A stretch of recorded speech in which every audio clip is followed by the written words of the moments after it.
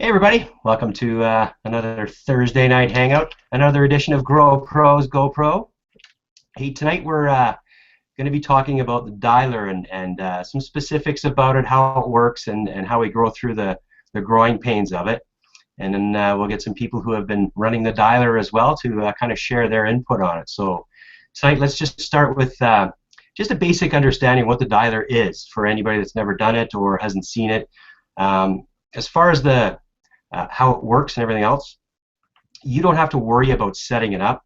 Whoever you're working with, your mentor, your coach, will do that all for you. Okay, so that's not something you have to either work your way through. You can do a screen share and kind of figure that out as you go. But the basic premise behind this dialer is really cool. You start it and wait for the calls to get made and get delivered and for people to call you. So it's that tough, which is pretty cool. What happens is this is an automated system. We set it up beforehand so they can make X amount of calls like every second. Kind of got it set up for 4 calls every minute roughly. And I'm usually doing a half-hour session, and in that half an hour I'm usually getting 140 to 150 successes. So that's how many people I'm reaching in a half an hour, and that's while I'm sitting here with my phone waiting for them to call or text. So it's pretty cool. The ones that the successes mean that there has been a message delivered to their system, so they're also getting the voicemail. That's why we're getting a text back that are saying more info. A lot of people that do call back are calling back just because they saw a call come through and they just call back immediately, and so it's pretty cool. We have a very short script that we use. It's very simple. We're just asking them one question. We're basically just saying, hey, this is Mike. Who am I speaking with? And that'll kind of throw their thought pattern off right away. So if you throw that out there, you go, hey, this is Mike. Who am I speaking with? The person on the other end will go, it's Neil. I just got a call from this number. Hey, Neil, that's great. Did you get a chance to listen to the message I left you, or did you just call me back real quick? I actually just saw the call come through, so I just gave you a call. What's going on?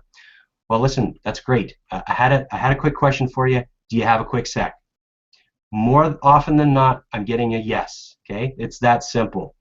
I didn't get that when I first started doing this, and you need to understand why. So let's go through the phases of that you go through when you start making calls, and kind of the learning curve that you go through. Okay, everybody does this. It's just the way it is. The first time you start making these calls, you're going to be fumbling through the script. I guarantee it. And it's how do you get past that? You need to rehearse, you need to study, you need to rehearse. You need to practice, practice, practice. That's all it is. Until you get that script in your mind so that you don't have to think about what the words are anymore, you'll just be able to get them out.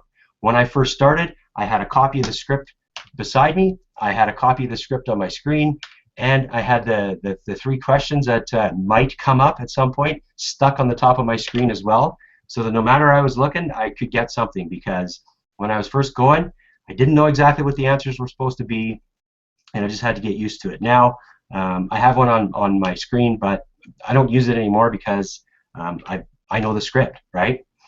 What you got to do is once you get comfortable with it, you're not just going to be reading the script out. Hello, this is Mike.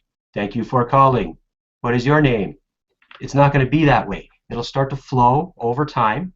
And that's just part of the learning. That's step 1, okay? Basically getting used to the script, getting used to what to say, how to do it. And one thing that you need to do is you need to make sure you record yourself, okay? I have a little personal recorder right here. Every call I have, I record it. I can listen to it. I can see where I fail a little bit and where I can tweak it. I work with Tim right now. He listens to my calls. He critiques, what's going on, what was good, what was bad, what could have been different here, and it's great to know, because I might think that I had a great call. It was, hey man, that was right on, and Tim will, because he's been doing this for so long, he'll go, well, you know what? I actually noticed that if he had done this and this and this, would have gone this way. Oh yeah, so there's an enlightening moment. That's what you'll get when you're being coached and mentored when you're doing these calls. So everybody on this panel is working with somebody, whether it's Tim or someone else, and they get the same kind of input, and that's really important. When you're making these calls, what you need to understand is first you're getting used to the script, So obviously you're going to be kind of fumbling through it. You're going to get a little bit better over time. What you need to do is really get your point across quickly. You have a very short amount of time. You have less than 9 seconds, I believe is what Tim says, to catch somebody's attention on how to do this, or what your message is all about, and catching it, right? So you need to get that energy level high. Where else are we here? Make sure you record yourself, don't give it away, blah, blah, blah, blah. So a personal recorder, if you don't have one of those, I think you can actually download something. Just go on Google and search it, so you can just record it that way. What you really need to be focusing on is the energy that you bring forward, okay? There's got to be passion, certainty, confidence, and energy, so that people feel it, they know it, they get it, that you're going somewhere, and it's something that they really should be listening to. That's kind of you need to come across that way, and that just takes time, okay? So that's step one. Step two is getting a yes. So now you're comfortable with the script. It's kind of easy to say it. You know that you can get around the script. You don't have to think about it as much. You know what the answers are to things.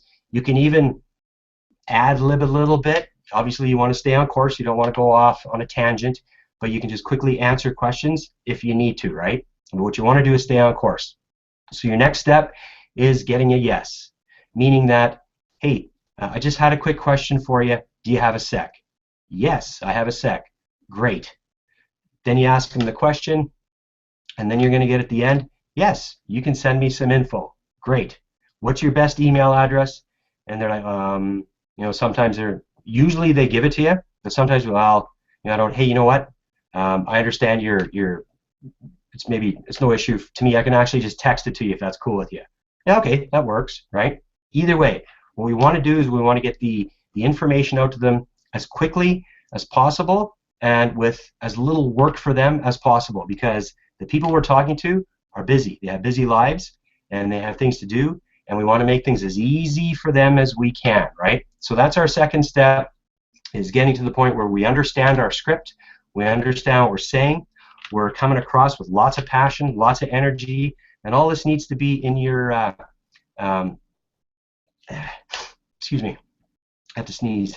Woo! In your visualizations, about getting that energy up, about transferring that energy to your prospects, about speaking with more certainty and confidence. Those things are something that need to be top of your mind. So we're going to get the yeses. That's the second step. We're going to, yeah, I'll listen to your question, and yeah, you can send me some information. The third step is having them open the information and actually have a look at it, right? So they get to watch it, they're actually looking at it, now you're excited, right? You're looking in your MML site, like, oh, right on, they opened it, that's cool. And we have a follow-up system for that as well.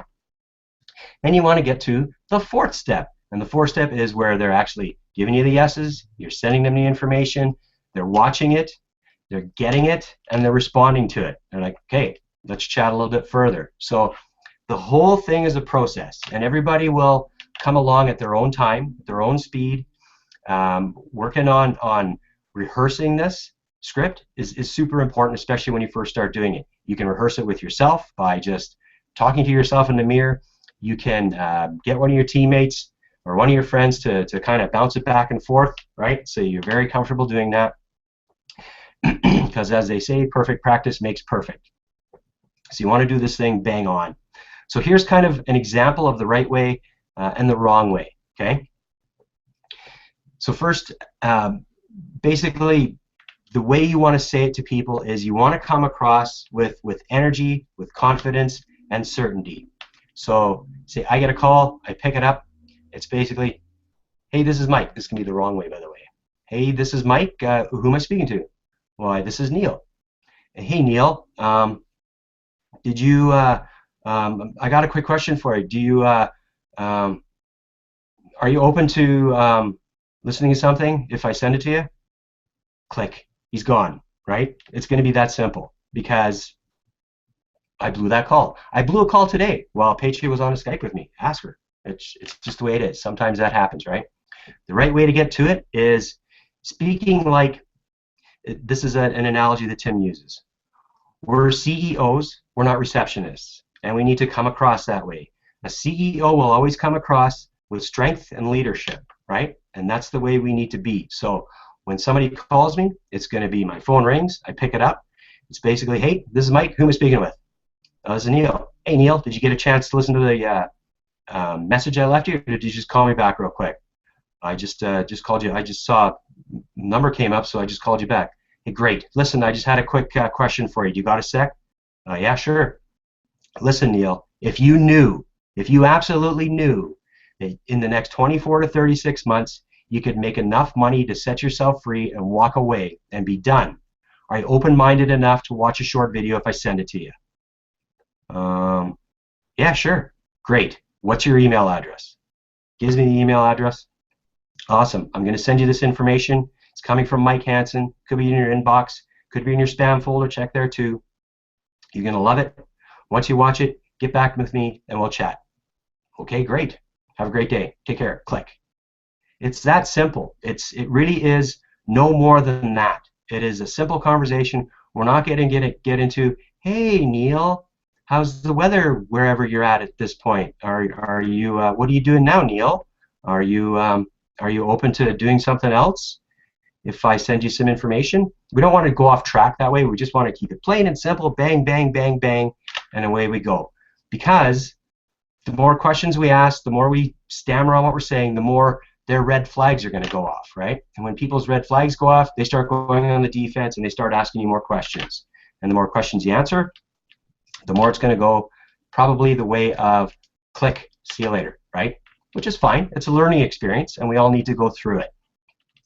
So something that you really need to do is you need to get your visualizations in order, because you need to know that what you're going to say is coming from here, and it's going to go out to them in that energy. They need to feel it. They need to understand that what you have is real. You're going to the top, and they want to take action and come along for the ride, okay? I have something in my visualizations, and this came right from Tim, so feel free to write it down. I will speak with more confidence and certainty every time I speak to a prospect. Damn it! Exclamation point, exclamation point, exclamation point. Good point to have, right? Here's a couple responses that over time you're going to get all kinds of different calls. Not one is going to be the same, right? And you're going to run into people that you know are sharp, that don't have time, and you need to know kind of how to handle these people, and that'll come over time. But here's a few that I've gone through recently, and you can usually tell. Something that you'll pick up on over time is who's a good lead and how to kind of handle them. So one that or a few of them that I've had now, ladies, sometimes men, that you can tell they're time pressed, and you can tell they're busy. And the response is, look, I can tell you're sharp, and time is money. So I can either go into, I'm an entrepreneur, probably like yourself. Are you open to creating another revenue stream if I send you a link with a quick text? That, boom, takes them right off it. Yeah, sure, send me the information, right? Or you can go into the, listen, if you knew in the next 24 to 36 months you could set yourself up with enough money to walk away and be done, are you open-minded enough to watch a short video if I send it to you? Right? Right to the point, but I said, you know, look, I can tell you're sharp, and time is money. So now they know I respect their time, and I think highly of them. This is another line that I have in here. I'm an entrepreneur, and I've been using this a lot lately, and this is strong. I'm an entrepreneur, probably just like you. Are you open to creating another revenue stream? If you are, I can just pop you a link in a quick text. It's that simple, right? And get lots of yeses on that, right? And actually, the one guy I did that with today, he said, you know what, why don't just email it to me. And then he kind of opened up. We had a little bit of a conversation, because you don't just have to get off the phone as quickly as possible, depending on the person. You can have a little get to know you time, right? So he asked me a few questions, we went through them, and he was pretty excited. He liked the weight loss portion of this deal, because his wife is a yoga instructor, and it's like she told him, there's a lot of fat people in the world. Lots of people want to lose weight. And sure enough, there's follow-up being done with this fella, so it's very cool. The leads are real. Sometimes you can think that a lead is a lead is a lead. It's not true. Some leads are better than other leads, and these are good leads, I can tell you. The quality of these leads are way up there. You can just tell these aren't people that are on pay-per-month cell phones. They are business people, they're busy, and they're okay with looking at stuff. This is another line that I've used. I can tell you're busy, I'm going to text you some information. When you get a chance to take a look, get back to me. Very simple, right? Keep it to the point and just respect their time and move the information forward, okay? Last thing is when you're dealing with confident, assertive people, you have to be the same. You've got to sound like you mean business, and time is money for you too. Remember, we're CEOs, we're not receptionists. Then when you get on their level, right, getting up to where they're at, chances are they'll open up because like attracts like.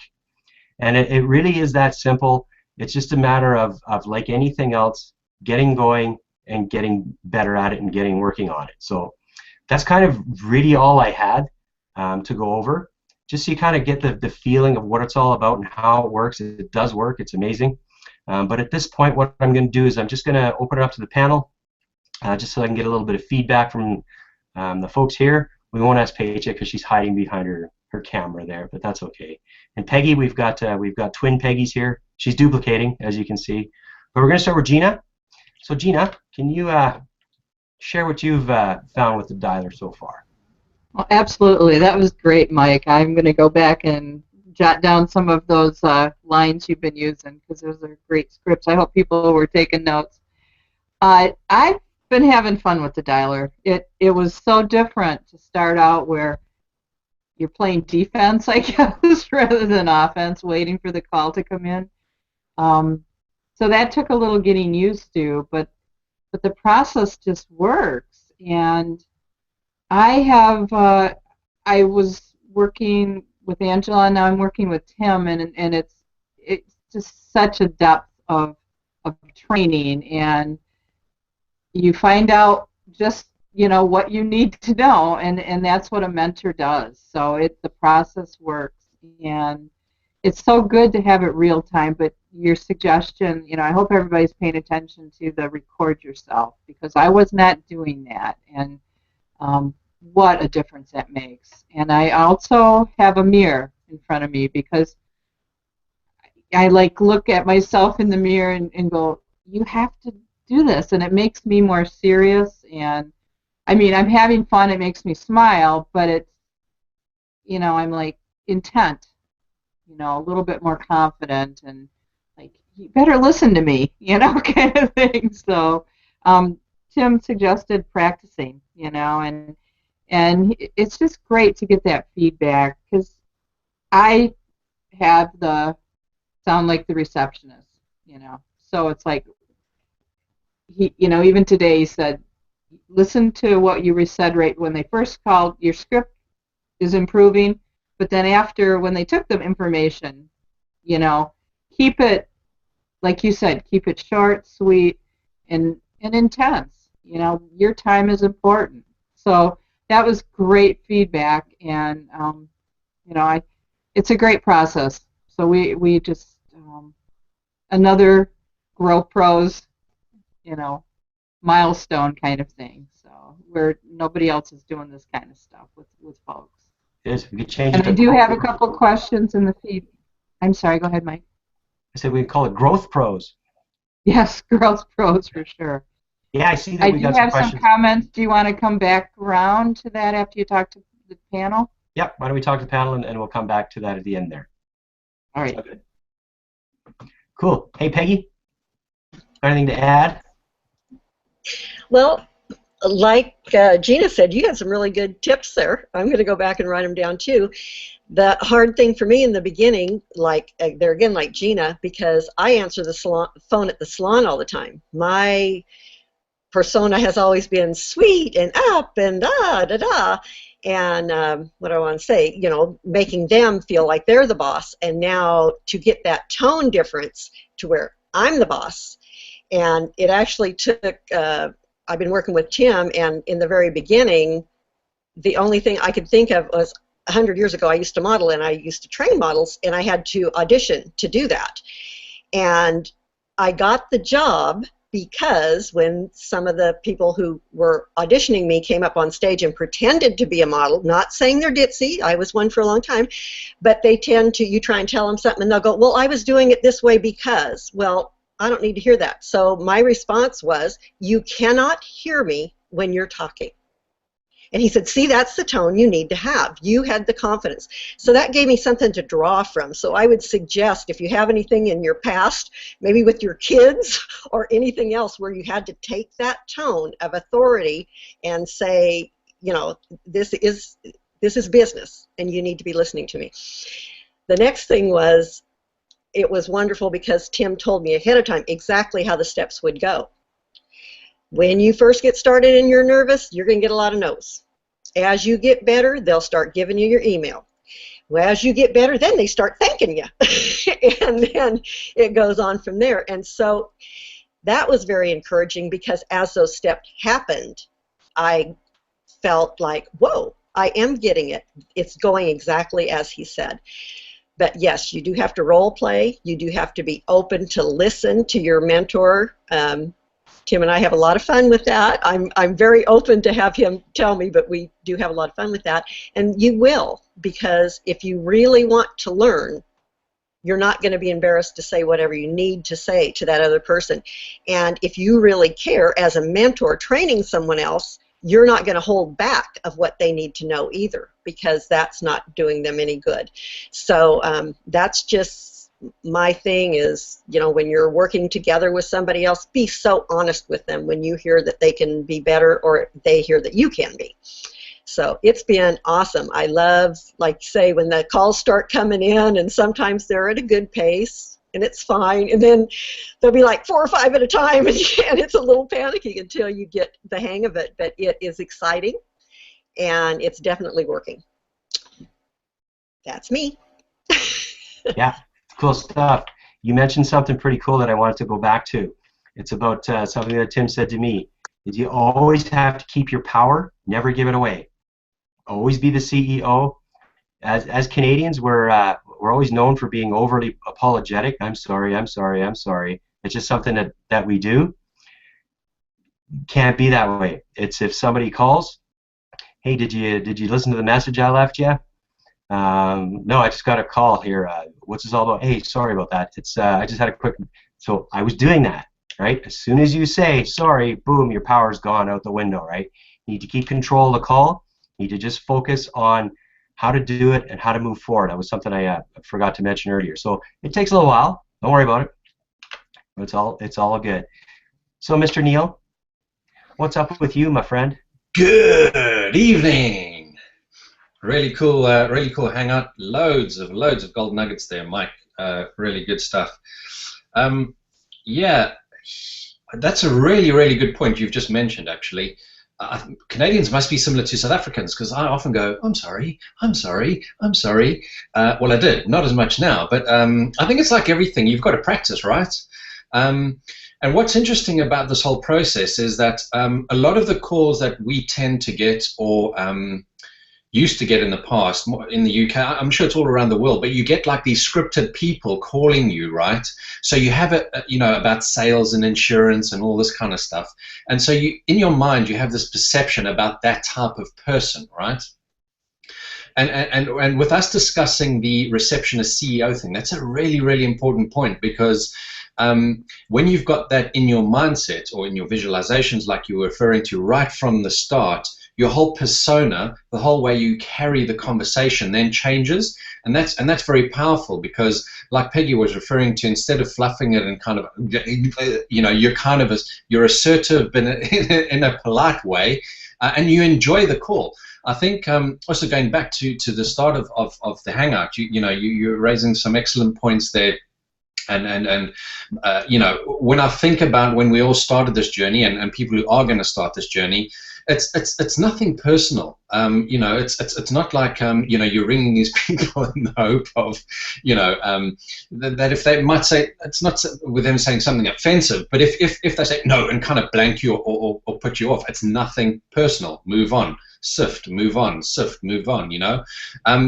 But in terms of the script, you know, as you were alluding to earlier, it's really important that you know the script in and out, because then in terms of your mindset and your focus on the call, you can actually focus on the objections, if you like.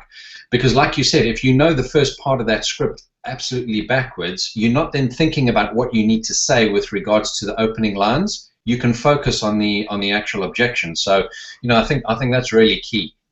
The role playing is definitely also worthwhile. You know, and a lot of the stuff that we're talking about tonight, in terms of this, you know, the virtual prospector is taking people way out of their comfort zone. But you've got to do it, right, in order to get better. It's like any part of this business, you know, be it the dialer, be it you know, doing these hangouts, getting familiar with everything. It's all part of the process. And so the role plays for us have really helped, just in terms of, you know, G can fire questions at me, and you can kind of then be prepared in terms of answering them. So when they come around in a similar fashion, it's not like a wet fish in the face moment, right? What else did I? Oh, you referred to some tools. I work off a Mac, and I can just share with people very quickly that in terms of apps, there's one called Simple Recorder, which is exactly what it is. Like you were holding up your physical recorder, it's the same thing, but just a button on your screen that you can click on and off. So in terms of that audio recording, you can share that with Tim or whoever you're working with. And then with regards to recordings, I found an app called Camtasia, very, very, very useful. So you might want to check that out in the App Store. Just with regards to people's emails, I've been hit with a few curveballs on this when they go, oh yeah, it's neilrawlinson.567.378.v.com sort of thing. So you've got, it's just like, you've got to make sure that you've got the correct email address, because if you've gone through that whole process and you get them into the MLM, you want to make sure that it's the correct address. So just be aware of that. And there's nothing wrong with just asking them to just you know, double check the email, because I've had a few instances where I thought I've got the correct email, but there's some weird email addresses out there, right? So just be aware of that. Yeah, I think that's pretty much it as far as you know, the areas that I wanted to discuss. But yeah, loads of golden nuggets there, and also, like you said, it's just really important to take on board what it is that your mentor is trying to point out to you, and it can be little things. It can be little things like you referred to earlier in terms of the tone of your voice, the way that you're pitching things. But the CEO receptionist thing for me is very, very key, because you know, when you look at that and you listen to yourself on playback mode, you kind of get a really good feel of how you are coming across as a receptionist and as a sort of CEO. Be polite, but be you know, be direct in a way that's conducive to taking the conversation further. So, thanks, awesome stuff. Yeah, very cool, very cool. There's a couple things that you brought up again here that I'll just mention. I've had people say, "Are you a phone solicitor?" And when they first hit me with that, I kind of, you know, how do you go back on that one?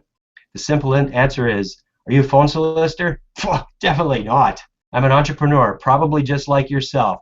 Are you open to creating another revenue stream if I just shoot you a link through a text? Something simple like that, right? It's boom, I respond to it immediately. I am not a phone solicitor. I'm giving you $1 million call, and you should be listening to me. Oh, okay. Well, what do you got? The other thing is you should always have that attitude that you should be absolutely surprised if somebody says no. Like in your head, you should be going, really? What's wrong with you, right? It's kind of that mindset that you have to have. It's a little different. So I know there's fear when you first do it, but trust me, you'll get over it. When I first started, obviously I was anxious, I was nervous, and then I was doing it with Tim. So it's like, oh man, now Tim's going to listen to me. It's like, holy crap. It's like being triple hit. But believe me, that's no issue whatsoever. It's fun. So let's see what the panel has to say there, Gina. Okay, I have some questions. First one, what times are you finding work best for making calls during the week and on weekends? I generally don't make calls on the weekend. I'm basically just doing them at, what am I doing at?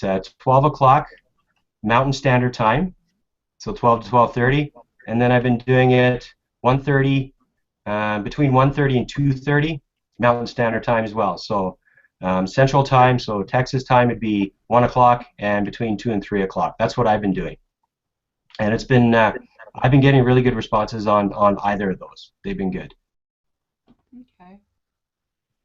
The next one is sometimes, and Neil kind of touched on this, sometimes the line is quite bad and it's difficult to hear the email address. How are you dealing with that? So here's what I do. Because the call is recorded, that's something handy too. You can always go back and listen to the recording over and over again until you get that email. If I'm like 99% sure of what it is, I'll put it in the system and I'll send it. If it bounces, then I'll change the letter that I think it is or whatever it is, and I'll try again. So I've gone through that as well, where sometimes the line is bad and I've asked them to repeat it more than once, and I still really don't understand what they say, but I'll just do my best to get it. The other thing I'll do is I have a pad of paper beside me. When they call, I can see the number. I write down the last 4 digits, not the first 3 or the middle 3, the last 4, because those are usually the most unique ones. And if I have to, I can always go back and text them, right? So you know what, I'm not sure if I got your email right, but here's the link I was talking about, boom, then they at least get the information, so that's one way to get around that. Great suggestion. Here's the last one. The dialer works so quickly. How do you keep track of which numbers belong to the people you speak to when 2 to 3 come in through the same time? So here's what I do. The people that I'm talking live to, those are the ones that can build my business right here, right now. I've written down their last 4 numbers because as soon as it comes in, I write it down. If I have their name, I write it beside there. If another call comes in at the same time, usually something pops up on my phone that says, send the voicemail, answer, whatever it is. I send it to voicemail and I don't think about it.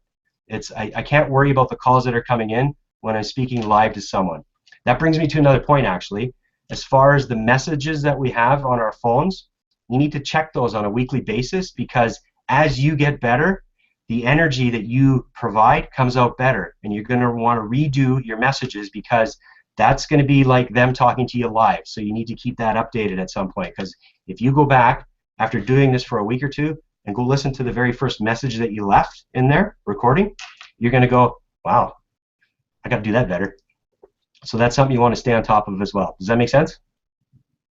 Yeah, that does. That's a great suggestion. I guess I haven't redone my message. You're talking about the prospector message that's left.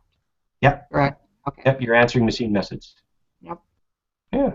I believe that's all I have in the. Yep, that's all I have on the feed. As Tim would say, cool. All right, so then, Neil, you got something? Yeah, I just wanted to elaborate quickly on that, if I could, because it relates to what you were saying and what Gina just asked. In terms of software, what you and I are making use of, line2.com. So for people outside of the US, one of the barriers for people outside of the US was not having the American number that people can call back.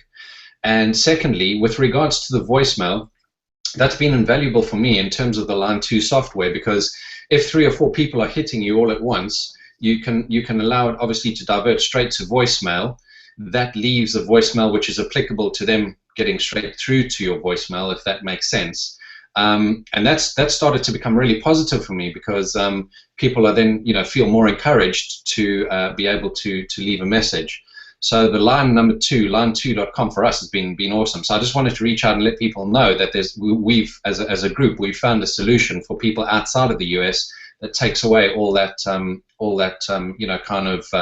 that barrier, if you like, in terms of not being in the US directly. Yep, I do the same thing, and that was thanks to you, because I had a Canadian-based number, and I'd be calling into the States, and people would be looking at their phone going, why is somebody from Alberta, Canada calling me? I'm not calling them back. So switching that up, I actually got, and the cool thing about Line2 is if you're out of the country, you can choose where you want to have your phone number. I picked Dallas, surprise, and that's my number. So people think that I'm calling from Dallas, right? And when they ask where you calling from, I'm calling you from the Dallas area, period. It's simple. It's really awesome. It does come through on my phone 2 different ways. If it can't ring through on the Line2 system, it actually just automatically goes through my cell phone, so I answer it either way. And then I get on my phone, on the screen, it'll say, if I'm on a call, another call will come in, send to voicemail or whatever else. I just send it to voicemail right away, and I focus on the person that is speaking to me right now. So that is a great service. So if you're out of the country, I highly recommend it, because all the calls we're making right now is into the United States.